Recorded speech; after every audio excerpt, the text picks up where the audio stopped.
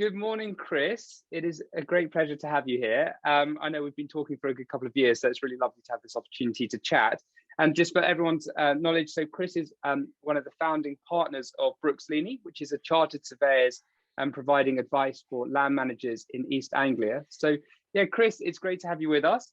The way that we start these sessions is really we'd love to understand a little bit about you, the journey you've been on today, how you got into farming and land management, what you're up to today, and also it's always really interesting to hear kind of your vision for the future. Where are you taking Brooks Leney? Where do you see the sector going? So yeah, Chris, over to you. Yeah, morning Tim, morning everybody. Good. Well, I can't see you all, but good to see that you're all on there. Yeah, thanks to Tim for inviting me to come along to this. I've been a land agent for probably more years I care to remember, 25 plus years. And I think if you go back far enough, my initial interest in agriculture probably started when I was in my early teens, and I was into horses fairly majorly, and kept my horse on a farm. And over time, kind of started taking more and more interest in what was going on the farm, the cropping. Obviously, was riding around the fields and kind of taking notice of hedges and what's going on. And that's really where my initial interest in farming kind of came from. I'm from a non-farming family. My father was a marine pilot navigating oil tankers into Milford Haven down in West Wales, which is where I was born and grew up. But probably in the late 80s, when I was looking at where my career should go, careers advice was not what it should be. And I think I was told by my careers advisor that to be a farmer, you had to have a farm. And obviously I didn't have one. So I stupidly believed that advice. And I thought, well, actually, what's the next best thing? And land agency came onto the radar and was quite appealing. So I did a bit of research. Initially envisaged I'd probably go down the kind of the residential land agent route, where I was a managing agent on an estate somewhere, but quickly realised actually there was a lot more to the job than that. And private practice was something that I kind of felt would be good to me. So did a bit of research, applied to go to university. In those days, you had to do a pre-college year. So you had to go and either work on a farm or in a land agent's for a year before you went on your course. And I went and worked on a dairy and apple farm in Shropshire for a year. That was a fairly steep learning experience, both in terms of my farming knowledge and learning about the day-to-day running of a farm, but also in terms of kind of things like man management and what have you. It was literally the farmer and me. He was an interesting character, to say the least. So I learned quite a lot about man management, both good and bad, and how not to do it, which I think gave me a good grounding for later years in business life. After that, I went to the Royal Agricultural College, as it was then, and still known and will still be known to me as the Royal Agricultural College. Don't get me started on that one. Had great 3 years time there.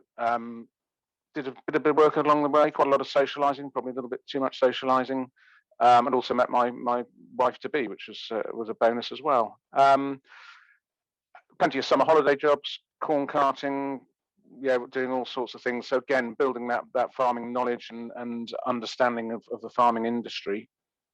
Somehow managed to graduate with a 2-1 from Siren, and off I went on the next stage of my career. Now, if you're going to be a chartered surveyor, you once you've graduated, you have to do 2 years on the job training, known as your assessment of professional competence, part of the qualification process. So I headed down to Canterbury in Kent, worked for a great little firm down there called GW Finn & Sons, and had great fun. They ran Canterbury markets, so got involved in livestock auctioneering. They ran some estates, so got involved in that, and also again a huge diverse range of work that was being undertaken down there. And they obviously did something right. They obviously gave me some good experience, because I managed to get my charter surveyor exams, and more importantly to me, my agricultural value exams, the CAAV qualification, which is a very valuable association for us. I then moved up to Suffolk. I married a Suffolk farmer's daughter, so moved up here and joined a regional firm. Had great 7 years there, but I felt that firm it was a multidisciplinary firm. There was residential, commercial, all sorts of things, building surveying, and I just felt that the rural part of that firm didn't have a future. So I had a chance conversation with an old college mate, and I think so much of what's happened both in my career and what happens in other people's careers is chance conversations. It's making the most of those conversations. And he said, "Oh, do you fancy a move? Do you want to come over and work in Bedfordshire?" At that time, my children were young, just about to go to school, so I said, "No, not interested." But they said, "Well, how about you set up a new office for us in Suffolk?" So set up an office for Robinson and Hall, was joined by my business partner, David Brooks, a year later, and we had 13, 14 happy years there, building up a good business, providing advice to landowners and farmers across East Anglia. And that was great fun, really enjoyed that, and really valued the support we had from our clients, and enjoyed the advice that we were giving. Things change, people change. That kind of ran its natural course, and we just felt it was time to move on. Left on very good terms, had a very brief spell with another firm, and then set up Brooks Leney in October 2017. And really should have done it years ago. It's the best thing I've ever done.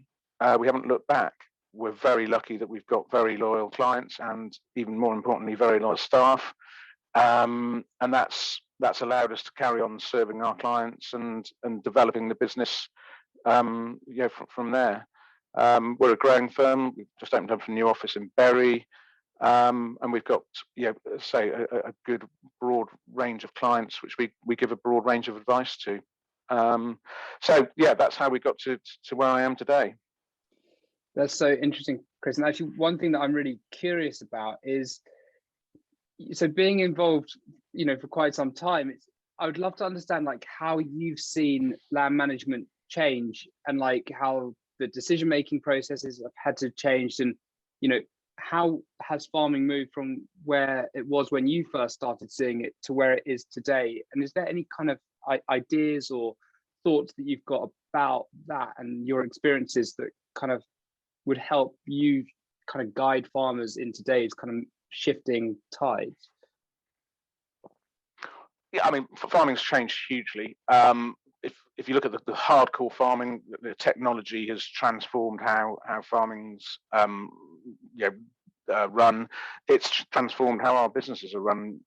Showing my age now, but when I first started, on my qualification training job down in Kent, I didn't have a computer on my desk. So now we've all got two computers, iPads, screens. You're never away from your technology. But I think where I've seen farming change is, and whether the businesses that are really going places have changed, is they've said, yes, farming is a core part of our business, but what else can we do to supplement that income? And they diversified, and we've been provided advice for many years on diversification, and it's spreading the risk. If you're just farming and doing nothing else, you have a dry year like we've got this year, you're at risk of your income dropping, or if the price of wheat drops, you're at risk. If you've then got some office lets, or you've got some cottages you're renting out, or a glamping project, whatever it might be, you've actually spread your risk, so that when something goes wrong in one element, you've got other elements of the business to fall back on. And that's what we should all be doing in business, is looking at where our risks are and how we can manage those risks. So I think the farming businesses themselves have changed, structures have changed. We're seeing more collaboration, more use of different business structures, whether it's limited companies, partnerships, or having companies within partnerships, or all sorts of different setups, and the way that the farms are farmed.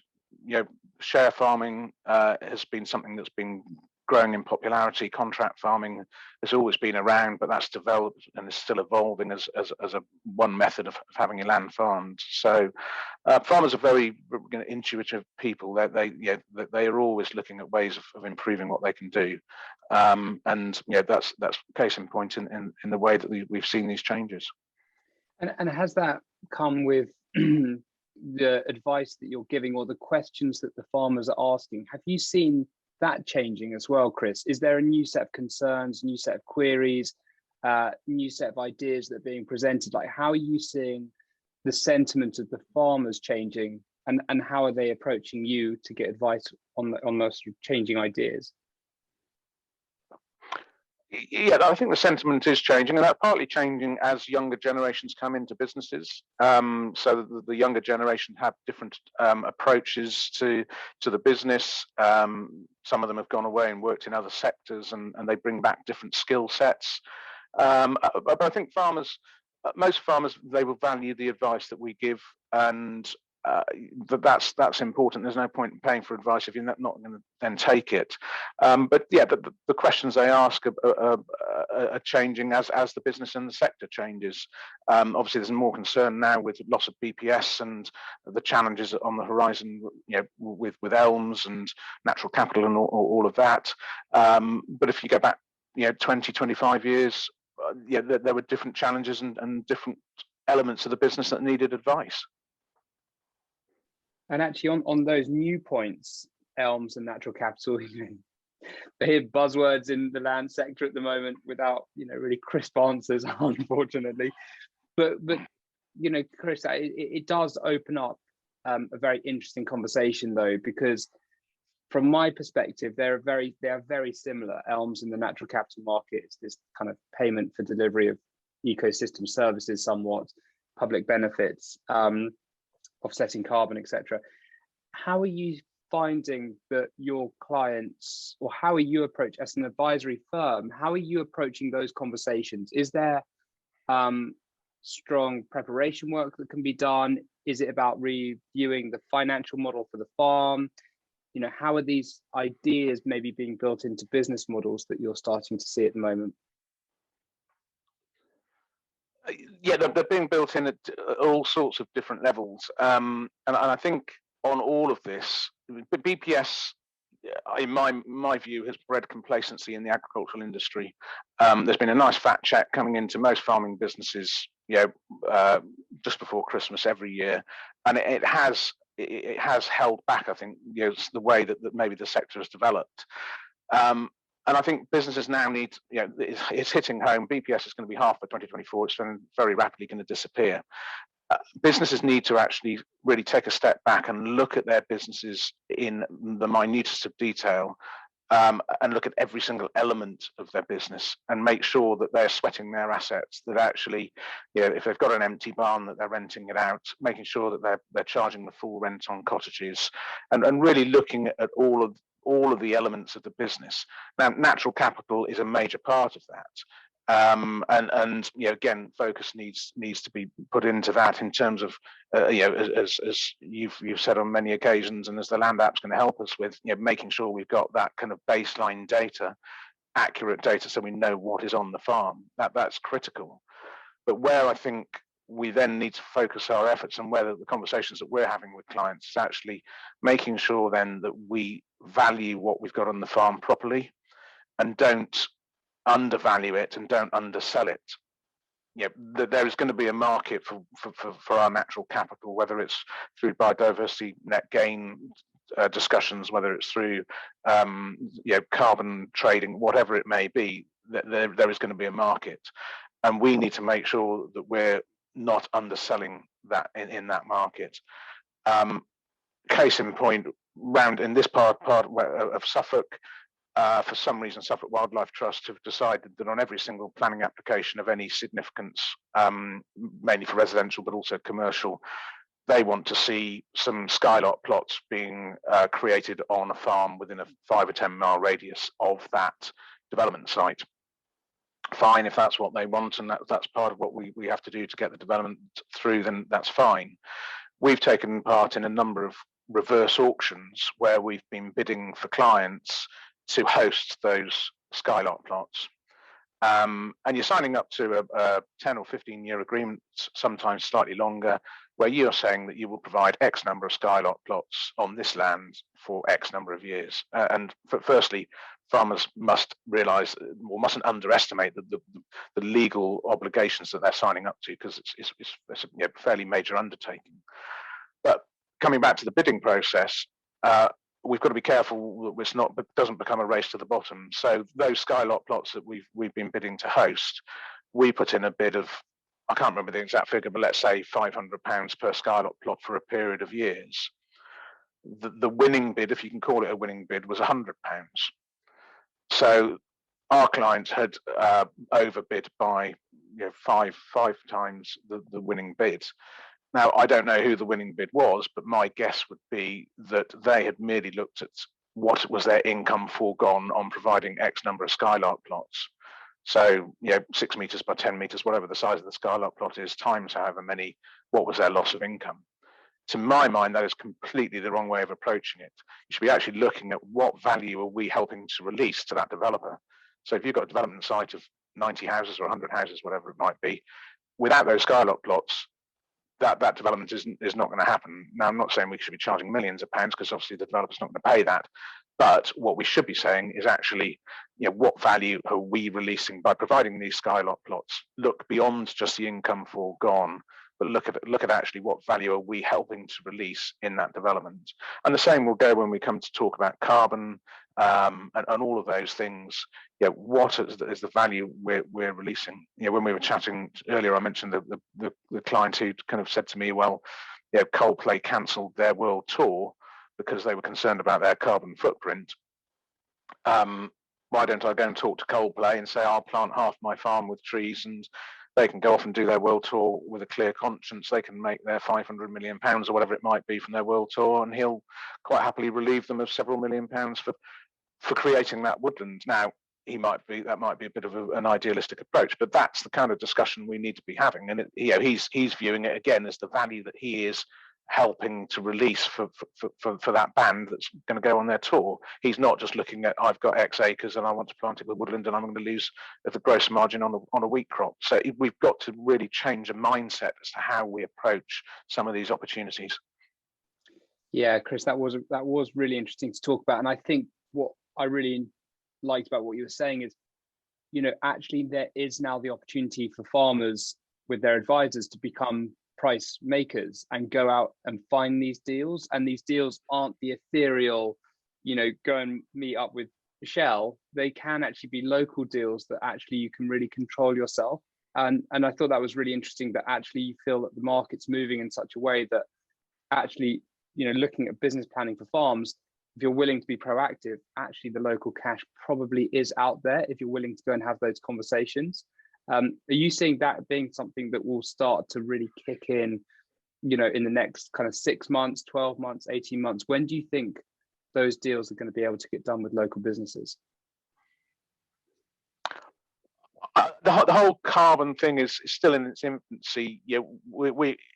That there's not really a kind of an accurate way of, not an accurate but consistent way of measuring carbon, and you've got different carbon calculators. And I think until we've got kind of some sort of more standard way of how we might measure carbon and trade carbon, it's going to be difficult to really then for the industry or the market, should I say, to develop. But I think it's not just a case of, as you say, waiting for Shell to come knocking on the door, or British Airways, or whoever it may be. There are going to be, and I think it's going to be better if there are local trades going on, where you go to your local factory or you go to local businesses, all of whom are going to be looking at their carbon footprint, because it's such a major topic, and actually seeing if a deal can be done to either plant a bit of woodland or create a wildflower meadow or whatever. As you say, it's about farmers becoming price makers rather than price takers. And yes, it's got to be there'll be a right balance, and the market will find its level. But let's make sure it's at the right level, and we're not underselling what we've got as on our farms. And it is a really new market, obviously, and we're all finding our feet inside it. Is there, Chris, what are you doing as just kind of to prepare for this? Because I suspect the training and development and whatever else isn't per se out in the market for you to go and find out how to do this. You must be working out as you go along.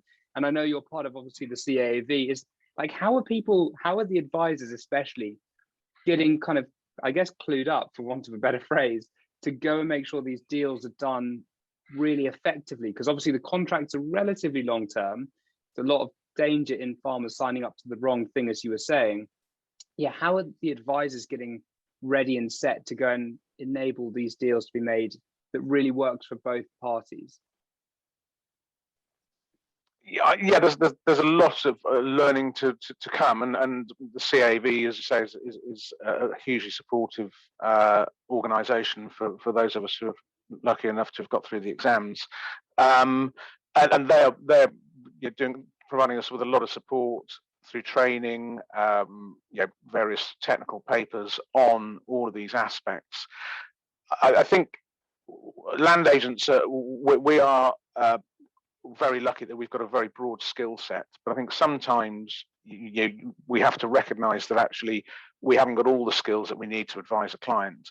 And I personally, I would say I probably at the moment haven't got the skills to be actually saying to a client that woodland or that woodland planting is going to be worth X to you, and how to measure the carbon. And I think we need to recognise the need to bring in a team of specialists to help that. Now, whether that's us bringing in a team into our business and then using that in terms of the advice we give to the clients, or whether that's the clients themselves going out and approaching specialists for those elements, remains to be seen, again, because the market's still in its infancy. But I think farmers and landowners have to recognise there is going to be a need for professional advice, and they've got to make sure they're getting the right professional advice from those who are suitably qualified. And I think they've got to value that advice. I'm a great believer that whenever I'm on a farm, I either need to be there because the farmer wants me there and just values my opinion, or I need to be a necessary evil. I have to be there to do a valuation or whatever. But if it's not one of those two, then if I'm not making them money or saving them money, why am I there? And I think that's what the approach that the farmers need to take to their advisors.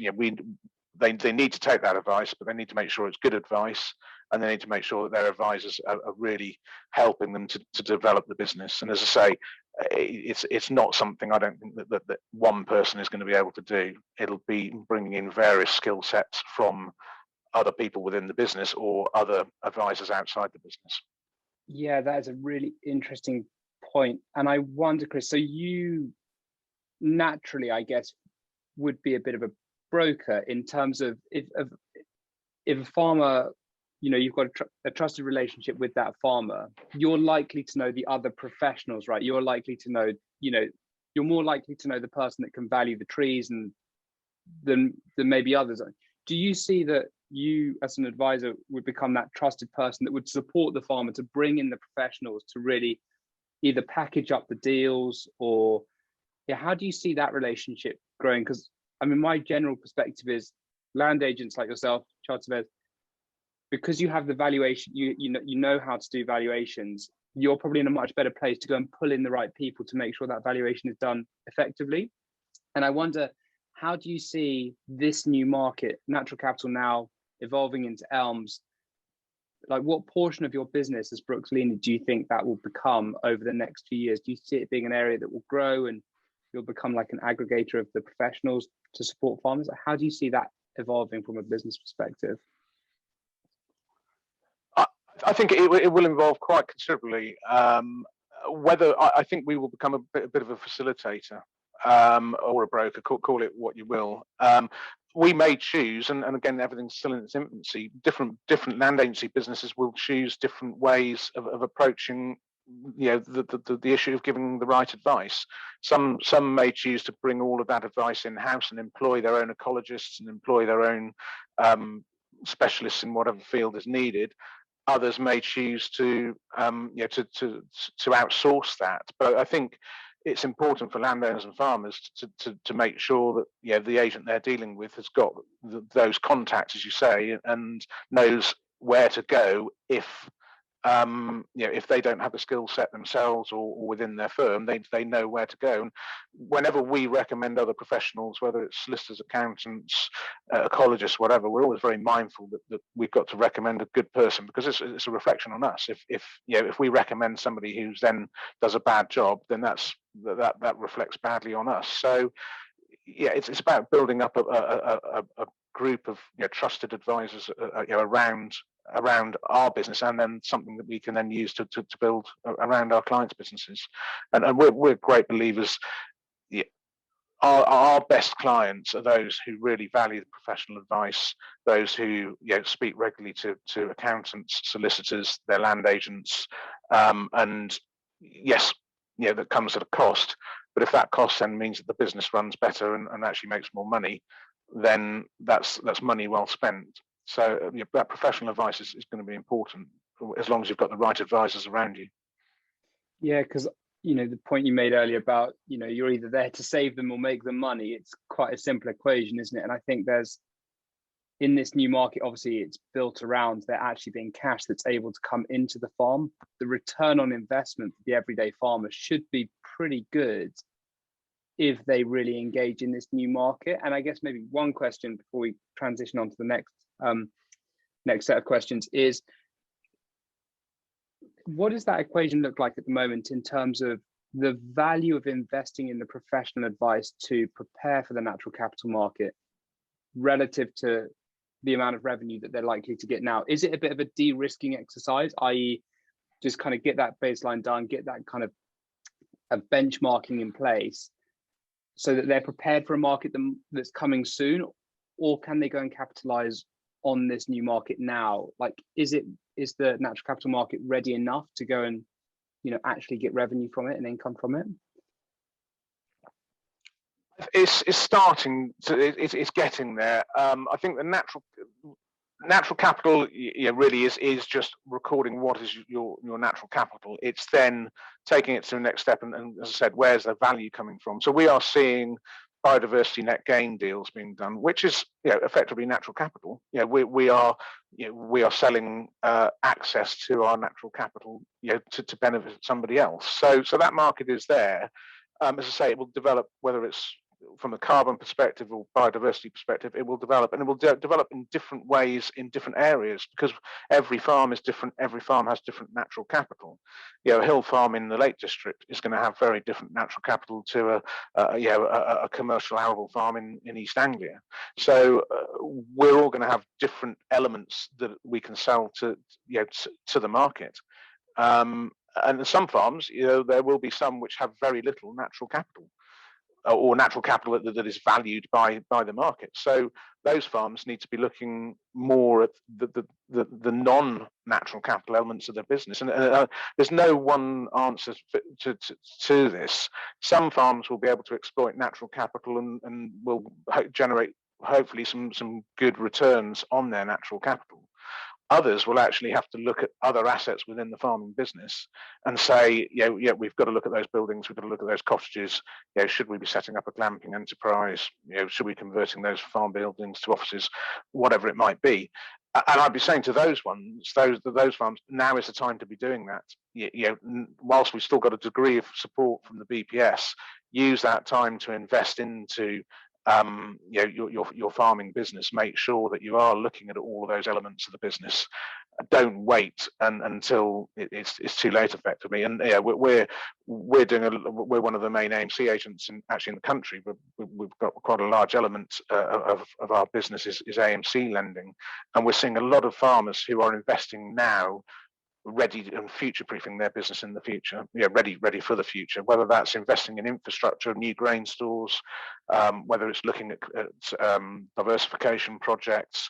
They are actually saying, well, now is the time to do that, rather than waiting for the BPS to eventually disappear.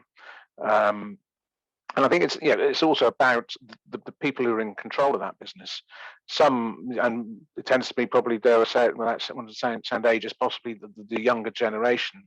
They recognise that they've got to change the way the business is run. They've got to actually look at every single asset that's on the farm, and that they will be more awake to the need to change the way the business earns its money, and that's ultimately what it's all about. We still need to have profitable businesses.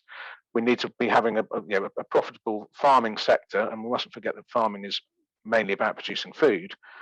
That actually then provides all these other services, whether it's ecosystems, natural capital, or these diversified opportunities as well. So so you go from farm to farm to farm. and at this time of year, we're doing lots of BPS applications, and you can be on 3 or 4 farms in a day. Every single farm has a different challenge, has different opportunities. And that's where the advisor comes in, is recognizing what those opportunities are and helping the client to exploit them. Perfect. And that, Chris, that takes us really nicely on to the next set of questions, really.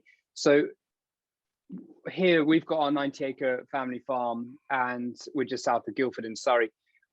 What advice would you have for us or any other farmer in our position, to now get ready for this, new market or whatever it might be? Like, what would your advice be? What kind of practical steps could we take to get ourselves best prepared? I think it is taking that step back and looking at the whole business. So you've got to say, right, what is, in the same way as we're all doing for natural capital, what is our baseline for our hedges and woodland and ponds and rivers and what have you? What is your baseline for all the rest of your farming assets? Whether that's buildings, cottages, machinery, staff. Look at the whole thing and look at every asset and analyze it and see, is it costing you money that you could save? Has it got the potential to make you money? And it's going to be lots of small changes. There's no one big answer to the challenges that we face ahead. It's lots of small changes, and it's picking those, and they will accumulate and amass into quite a significant change. I mean, if you look at a business and you say, well, I've got a lean-to on a grain store, I can maybe rent that out for £5,000 to a local chap who wants to store his vintage cars. Put the other lean-to, I'll rent that to a chap who's making a bit of furniture. I'll review the rent on the cottages, and all of a sudden, you can probably generate £20,000-30,000 a year just by those little bits. And you might, people might say, well, 100 quid a week on a letting, is that really worth messing around with? Well, it is, because that's £5,000 a year, and if you do the same on another building, that's another 5,000. So that's the kind of looking at the hardcore property, looking at the business, look at your finance. A lot of people have got quite significant overdrafts. Should they be putting those onto longer term lending to make sure that it's more sustainable and hopefully cheaper? Should they be investing? And then you come to your natural capital bit, and looking at what you've got on the farm, and start to identify where those markets may be, whether it's talking to people who might be interested in the water assets on the farm, whether it's the woodland assets. Every single asset is going to have a value, hopefully, to somebody. But I think it's also being aware of what the individual farmers' objectives are. Some farmers are going to embrace all of this change and will probably come out of it stronger. Others are probably a little bit nervous, and I've got clients who say that I farm to grow food. That is my business. Yes, I will look at some of this natural capital and what have you, but also I want to look at my farming business. How can I farm more efficiently? Because if you look at the BPS in round figures at £75 an acre, on an average 3 tonne an acre wheat crop, that's £25 a tonne. Now the market itself can change by 25 quid a tonne in the space of 6 months, 12 months. But equally, a lot of clients are saying, well, actually, if I grow a seed crop, I can get a £25 a tonne premium, or if I change my herbicide program, I can make a saving of X pounds. So it's looking at also how you're farming as well, and whether you're farming for the right markets. It's an absolute, it's a huge topic, and it's a very exciting topic, because I think there are going to be so many opportunities for farmers and landowners. It's going to be the next 10 years are going to be brilliant. There are going to be some challenges, no doubt about that, but there's going to be some huge opportunities. That's great, Chris. It really sounds like kind of break the whole of the business down, both into the physical assets or the buildings, the natural capital, but also the finances. Really break it all apart, work out what makes money and what loses money, and then I guess probably touching on a point you made earlier, get some good professional advice, get some people to come in and give you some advice on what the possibilities are for them, and then invest where it's sensible right now based on that advice, and kind of get the whole machine running a little smoother, I guess. So yes, yeah, exactly, and it's yeah, there'll be opportunities for planning. You know, have you got a small building plot on the edge of the village, or a bit of land that you can put forward for some affordable housing or local housing? Yeah, have you got some? There's great planning opportunities for agricultural buildings under the Class Q permitted development regime, where an agricultural building can be converted into up to, I can't remember, 5 or 7 houses. There are various restrictions, but yeah, the basic ability is there to convert to residential. So it's all of those assets. Look at every single opportunity, and even if you discard some, at least you've looked at it and actually thought you've made the conscious decision to discard it, rather than not even thinking about it in the first place. Yeah, perfect. It makes so much sense. And I guess what you said earlier, like BPS disappearing is actually our opportunity to do this really and focus on how do we create efficient businesses. And that brings me on to the next question, Chris, which is, you know, the UK is at this massive time of change. What, in your viewpoint, what is it that the UK needs to do now to become an exemplar for the rest of the world? Firstly, I'd probably come back to the question saying, is it not already an exemplar for the rest of the world? I think actually British agriculture on the whole is really up there as a something that the rest of the world do look at. I did the Worshipful Company of Farmers farm management course 8 or 10 years ago, and we had on there some farmers from Australia and New Zealand, and I think on the whole, they felt that actually our agricultural industry was a good world leading industry. They did feel that BPS had kind of probably bred some complacency into the industry, but they thought that we were actually world leaders. So, but equally, we mustn't be complacent, and we want to remain, an exemplar for the world. I think that then comes on to how farmers embrace these changes. I'm a firm believer that we need to do a lot more to get youngsters into the agricultural industry. We need to do something to make kind of farming sexy and really appeal. I had some fairly bad planning career advice, how many years ago it was. I'm not convinced that actually the careers officers in schools really value the opportunities that there are in the agriculture and land sector. And I think that we need to really make sure that we've got those youngsters coming in, because if we don't have the youngsters coming into the businesses, then we can have all the natural capital in the world and we can have all these opportunities, but if the youngsters aren't there to actually exploit those opportunities, then what are we doing it all for? So getting those youngsters in and attracted and making the industry look like a good career prospect is hugely important.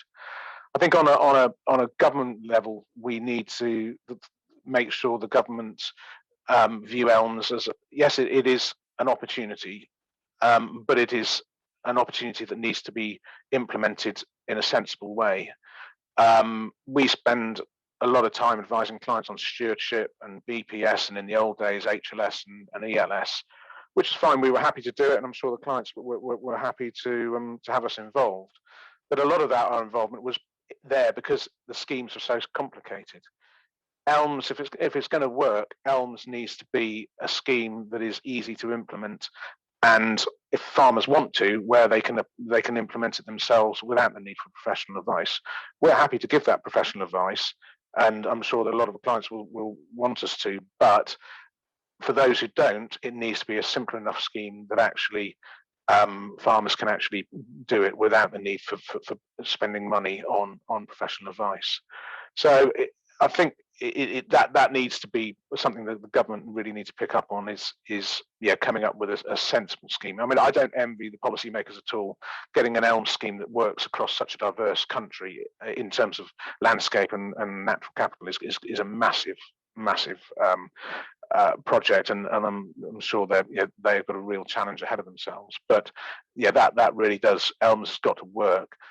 Equally, I think we need to be a farming industry and have a farming sector that isn't just reliant on elms. Elms is just one part of the equation. As I've said, we need to still have a profitable food producing farming sector that farms in a sustainable way, an environmentally friendly way, but also is still valued for its for what it produces.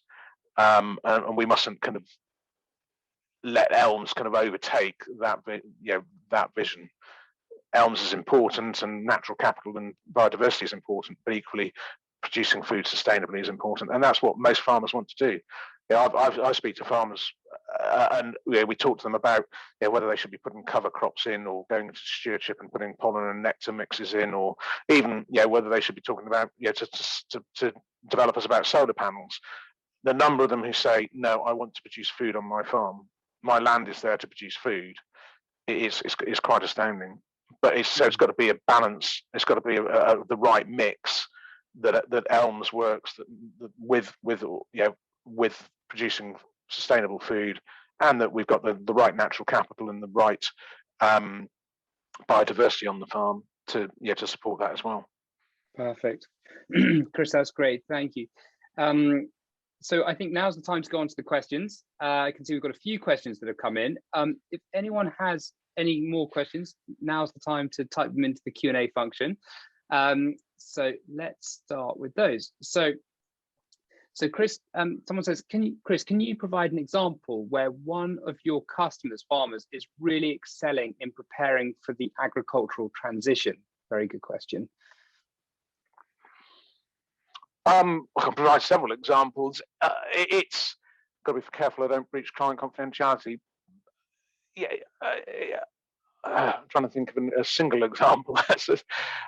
I think I've got clients who have borrowed money on the back of their on the back of their land value to implement changes into their business.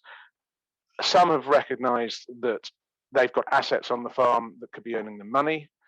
Some have also recognised that actually they've got an asset in the farm that they can borrow money against, and they can go off farm and invest in other businesses. So again, I can give examples, but it's for all of us to look at our individual businesses.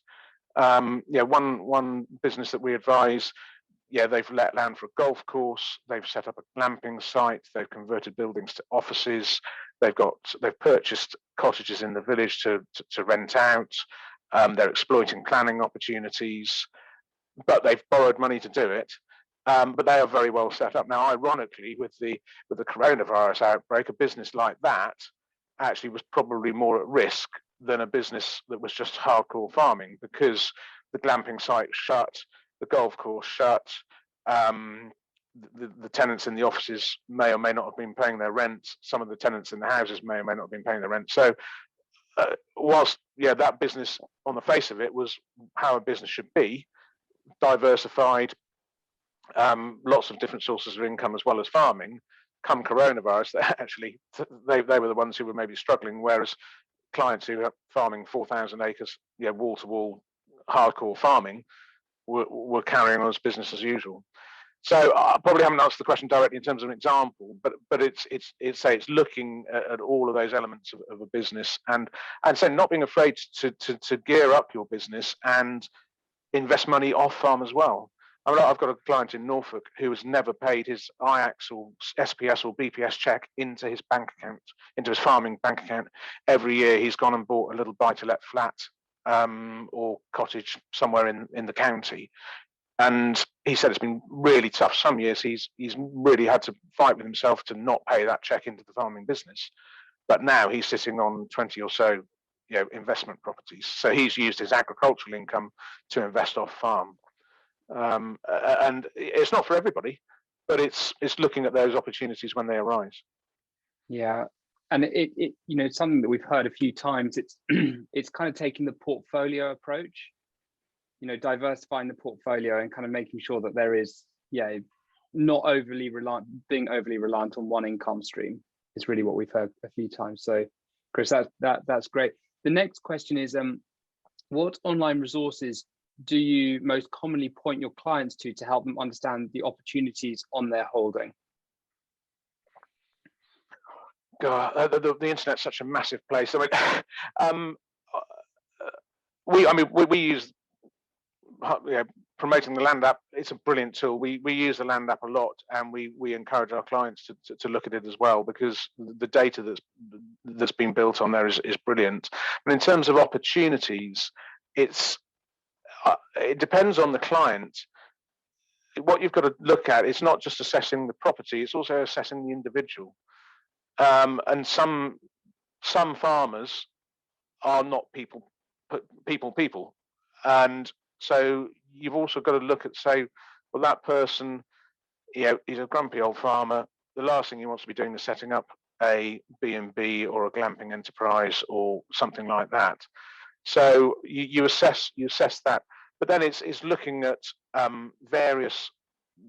I always go for a professional website. So if they're looking at say caravans, you point them towards the caravan club. If they're looking at B&Bs or glamping, you point them towards the tourism sector, whether it's local tourism office or whether it's farm stay, which is to do with B&B.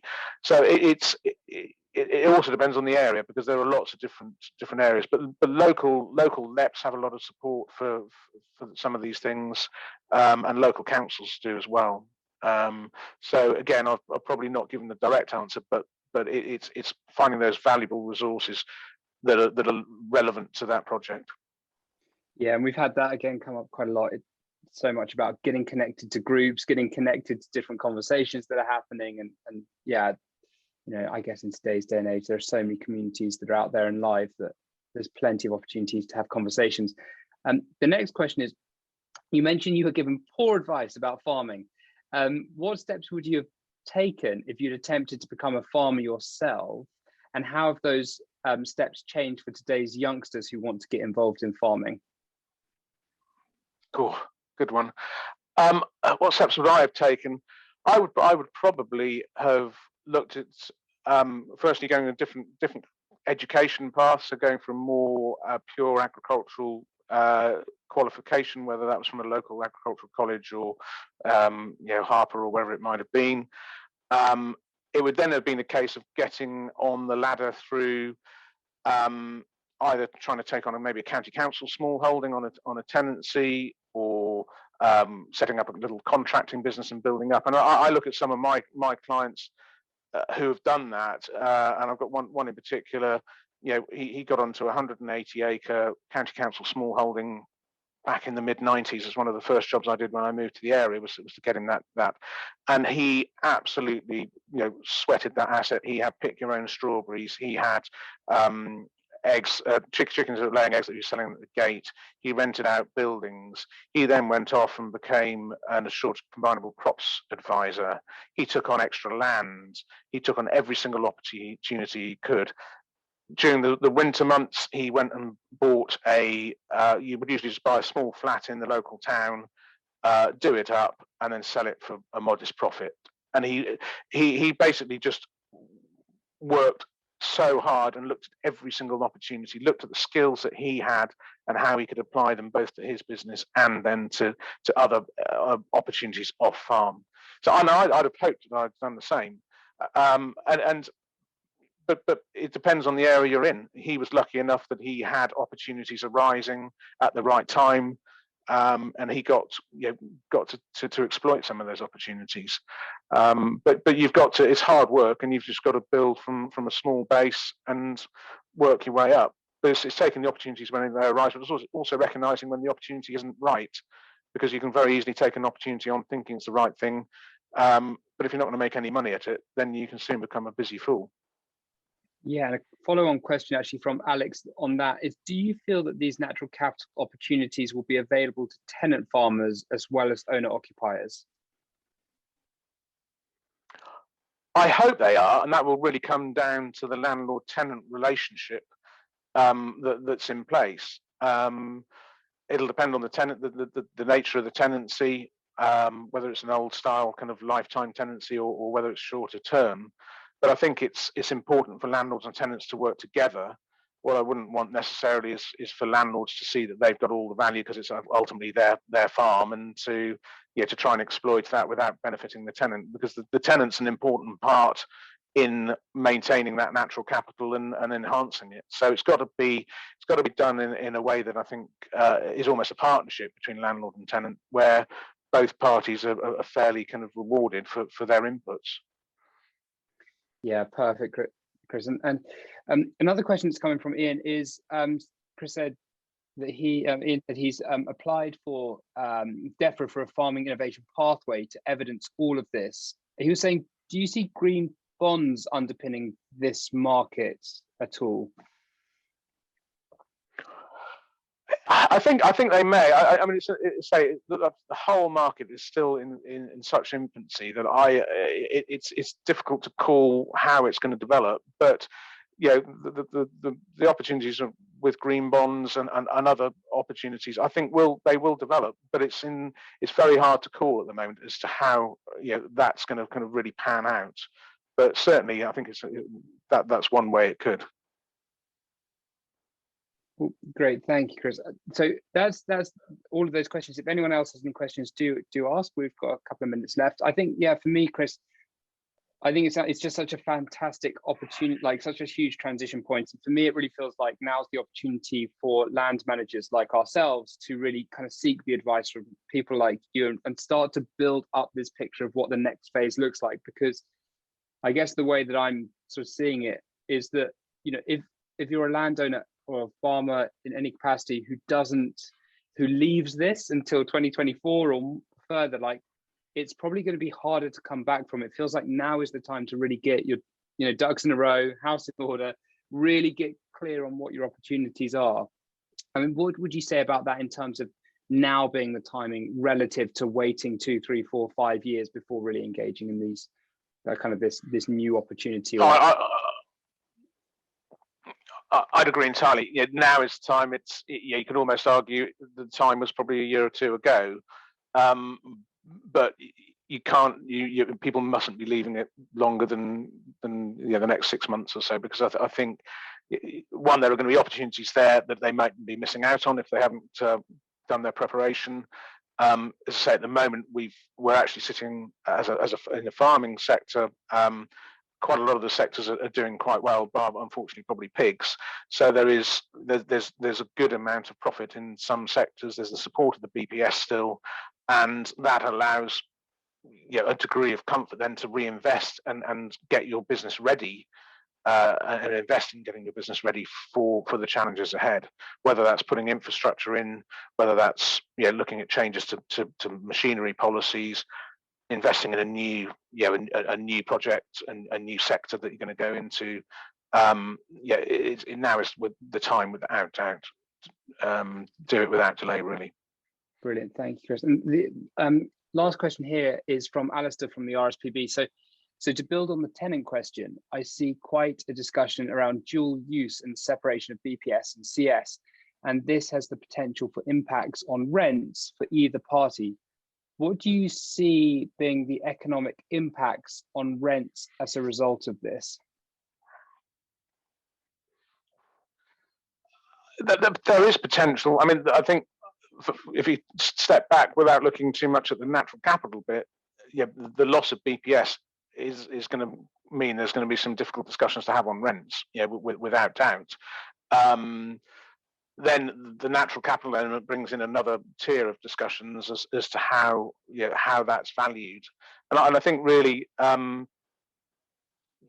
a great believer that any agreement, whether it's a tenancy, whether it's contract farming or whatever, has to be on a fair footing. If one party or other is not getting their fair share out of the deal, it's not going to work if it's too one-sided. So I think it's important for landlords and tenants and farmers and contractors to have some fairly grown-up conversations and really look at what's being proposed for the holding, whether it's changes to BPS or stewardship, whether it's exploiting natural capital value.